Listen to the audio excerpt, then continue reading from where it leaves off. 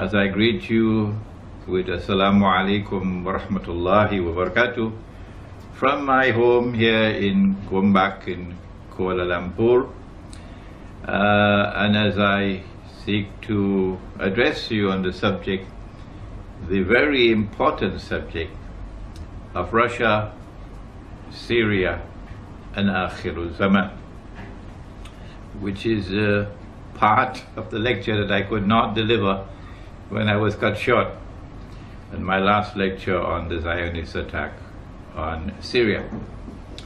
That lecture on the Zionist attack on Syria has provoked such a sorry response from so many who have chosen to comment on YouTube to the lecture. Some of the comments frivolous, some of the comments vulgar, and some of the comments otherwise sinful, that I have been forced to now take certain steps in order to restore conformity or an effort to restore conformity with the norm given in the Quran, where Allah says, بَعْدَ أَعُوذُ بِاللَّهِ مِنَ الشَّيْطَانِ الرَّجِيمِ قُولُوا لِلنَّاسِ حُسْنًا. When you speak, when you write, when you address, when you comment, do so in a manner which is becoming. And قُولُوا قَوْلًا سَدِيدًا. When you speak, do so in a straightforward way, not hiding behind pseudonyms and so on. There are many ways in which we can approach the subject of the Zionist attack on Syria. In my last lecture, I attempted to examine the validity of the view that a jihad is being waged in Syria. And I used the verses of the Quran to establish that you cannot wage a jihad with assistance from the enemies of Islam, with assistance from those from whom you are prohibited by the Quran from accepting assistance.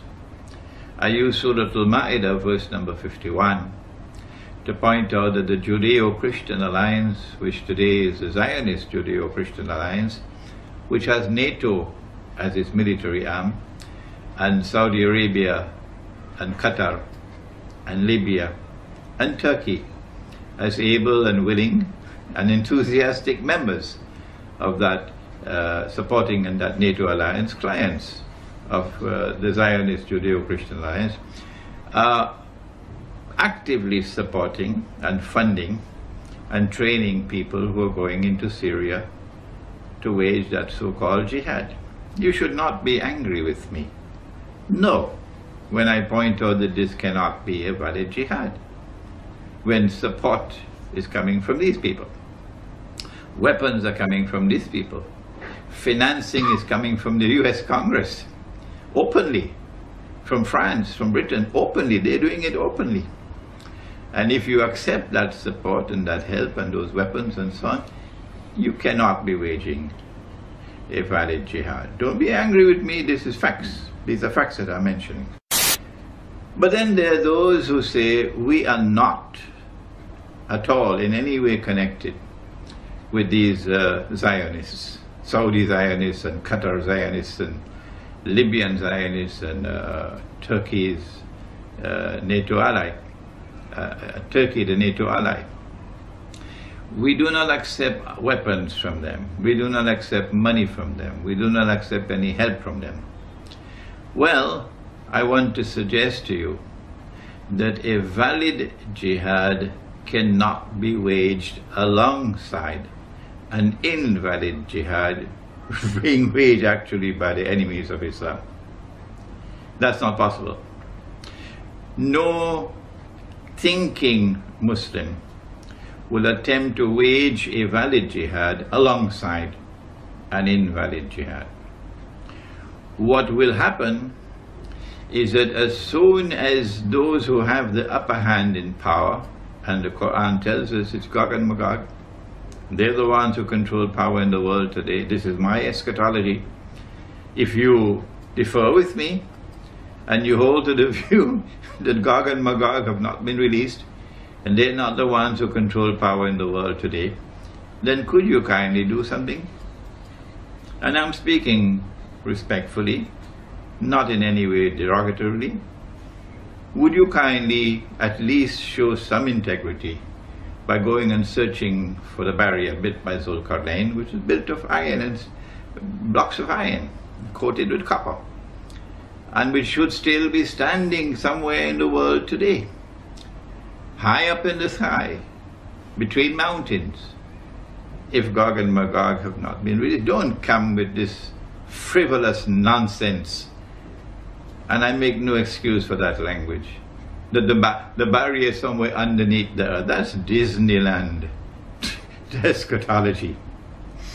So a valid jihad cannot be waged alongside an invalid jihad. And when those who today are waging the so-called jihad in Syria with money from Saudi Arabia and Qatar, and weapons and men from Libya and from Turkey and so on, when they gain the upper hand, and if, God forbid, they were to succeed, and they were to bring down the regime of the Syrian regime, the first thing that they will do, my brothers, is to hunt you down. Those of you who are sincerely struggling to struggle in the way of Allah without in any way being associated with the enemies of Islam, you're going to be hunted down like rabbits, and they will ensure that you are either eliminated or driven out.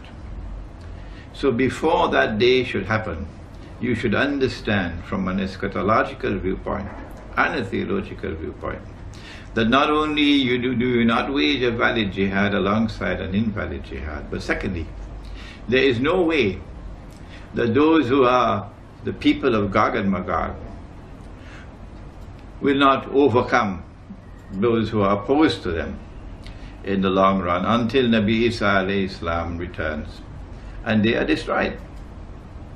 They will always have the upper hand because they are a people created by Allah with power so powerful that none but Allah can destroy them. This is Sahih Muslim. And so for your own sake, I urge you not to seek to wage any valid jihad alongside any invalid jihad anywhere on the face of the earth. And protect yourselves, for tomorrow they're going to come after you like rabbits. Israel wants to rule the world. And the recent Israeli apology to Turkey sends a message, which I mentioned in my last lecture, that they are now ready to provoke what will eventually become the Third World War, or what will eventually become what Nabi Muhammad ﷺ described as the Malhama. There will be Malahim ending with the Malhama al-Kubra.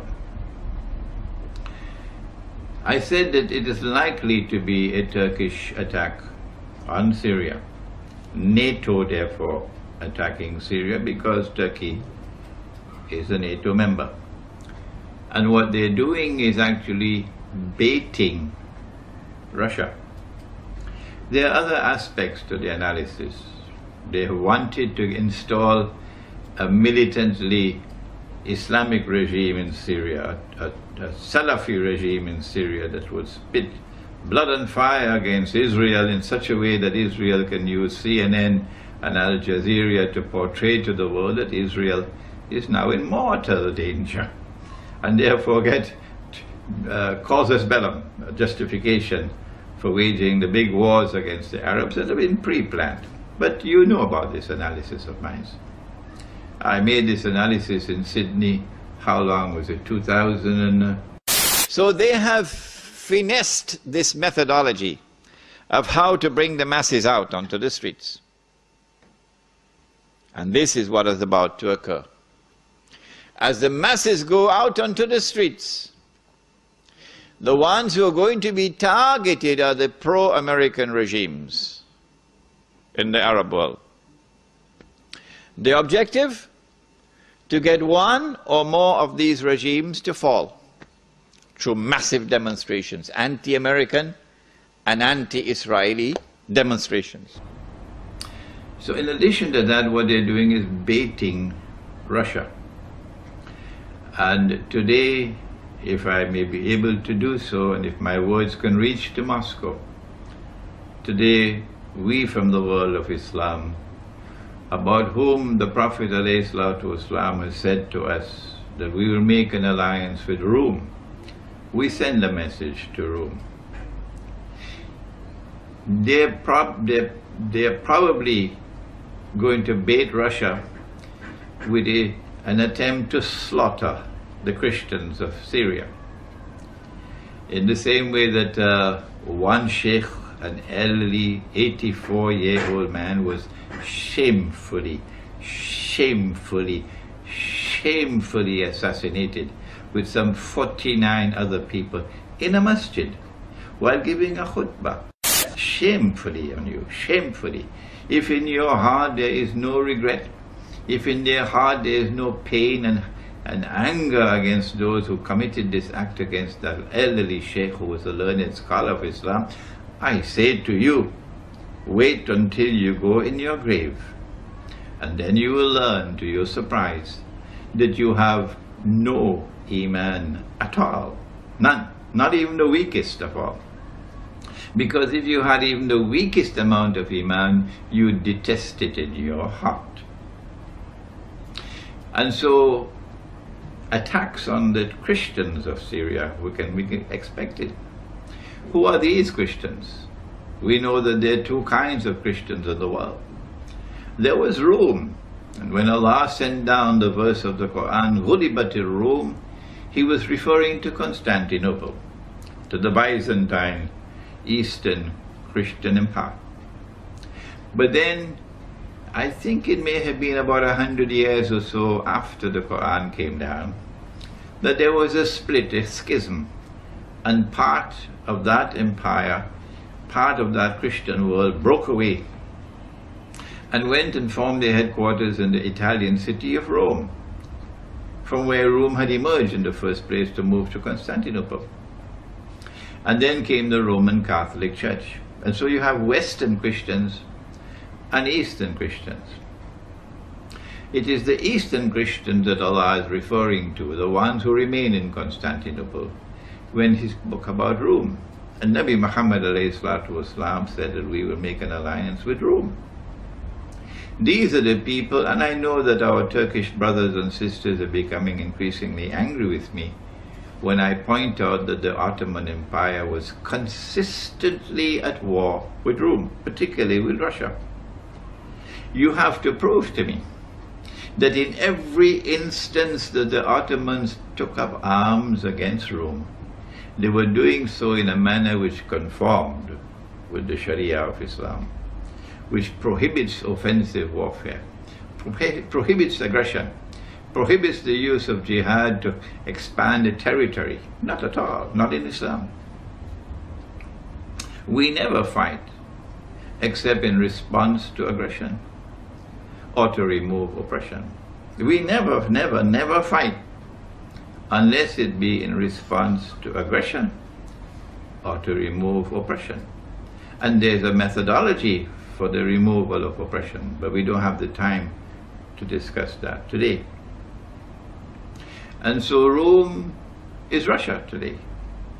And we're going to make an alliance with Rome, said the Prophet ﷺ. Yes, I know that the hadith goes on to say many other things, but it does say, you cannot deny it, that we are going to make an alliance with Rome, and Rome is Russia. If Rome is not Russia, hatu burhanakum. Come on, bring your proofs.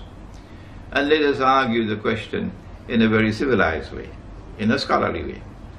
Rome is in the Quran, and therefore it is from the Quran that we must first derive our definition of Rome. And Rome in the Quran is Constantinople, and Constantinople has moved to Russia.